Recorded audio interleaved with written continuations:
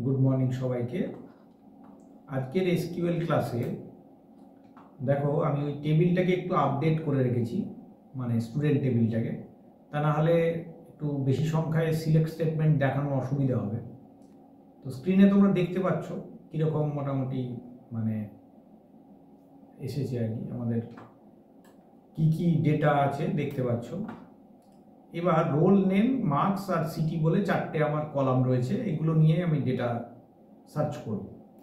তো একটা wild card character আমি আগের দিন দেখিয়েছিলাম, সেটা হচ্ছে যাদের নাম এ দিয়ে শুরু তাদের রেকর্ড দেখাও। কিভাবে করব? Select star from student where single কোটের নেম লাইক সিঙ্গেল কোটেশনের ভেতরে এ পার্সেন্টেজ। এইটা কিন্তু এই পার্সেন্টেজ সাইনটা কিন্তু ওয়াইল্ড কার্ড ক্যারেক্টার, ঠিক আছে?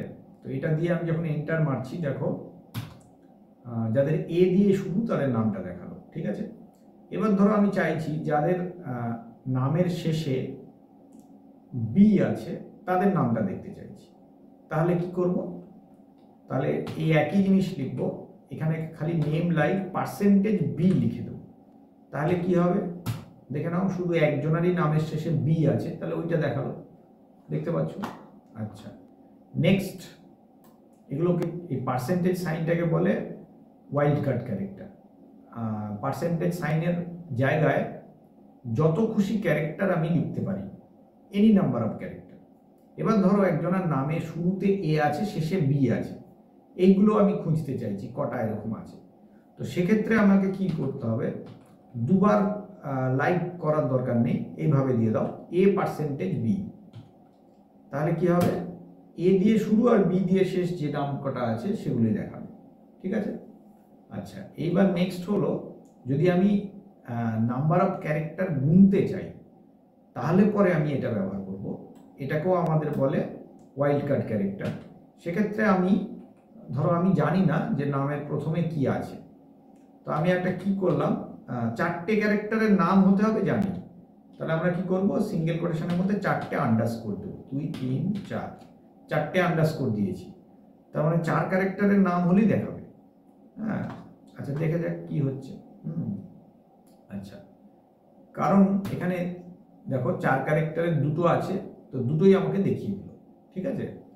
তো এবার মানে এটা হলো মানে সিঙ্গেল ক্যারেক্টার গোনার জন্য আন্ডারস্কোর ব্যবহার করা হয়। আমি যেহেতু 4টে আন্ডারস্কোর দিয়েছি, তার মানে 4 ক্যারেক্টারের নাম যাদের আছে সেগুলো দেখাবো, ঠিক আছে? আচ্ছা, আজকের ক্লাসে আমি মূলত ওয়াইল্ড কার্ডটাই দেখাতে চাইছি। তো এবার ধরো কারুর নামের ক্ষেত্রে ধরো এমন আছে যে এ দিয়ে শুরু হবে এবং তারপরে 3টে ক্যারেক্টার থাকবে, 3টে মানে 3টে নাম্বার অফ ক্যারেক্টার। তখন আমি কি করব? তখন আমাদের এই প্রথম আন্ডারস্কোরটাকে বাদ দিয়ে এখানে আমি এ লিখে দেবো, এ আর 3টে আন্ডারস্কোর। তার মানে দেখো, ঠিক আছে, 4টে ক্যারেক্টার পেলাম প্লাস কি প্রথমে এ পেলাম, ঠিক আছে? মাঝে যদি দুটো ক্যারেক্টার থাকে, দুটো আন্ডারস্কোর, শেষেরটাকে আমি যেটা হবে সেটা বসিয়ে দেবো। এইভাবে আমরা নাম্বার অফ ক্যারেক্টার গুনে গুনেও সার্চ করতে পারি। তো দু ধরনের আমি ওয়াইল্ড কার্ড ব্যবহার করলাম। এসকিউএল এ দু ধরনের ওয়াইল্ড কার্ড আছে, একটা পার্সেন্টেজ সাইন আর একটা কি আন্ডারস্কোর।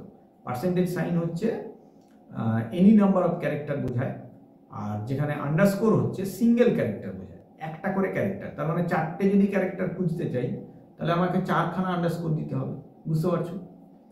এইভাবে আমরা যদি নাম বলো বা রেকর্ড বলো সার্চ করতে চাই, আমরা এইভাবে রেকর্ড সার্চ করতে পারবো, ঠিক আছে?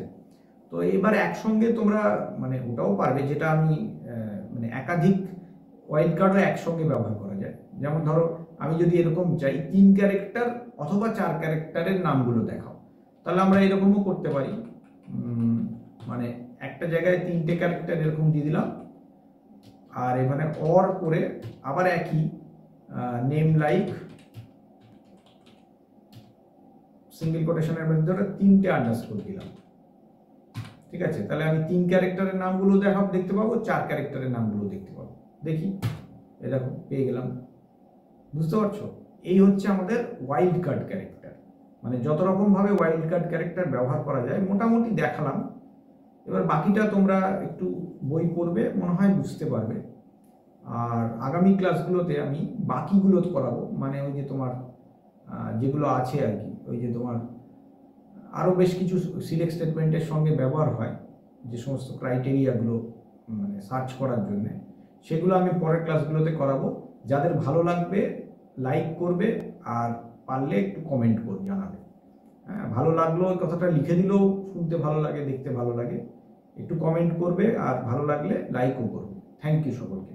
আবার পরের ক্লাসে পরের অংশটা করাবো।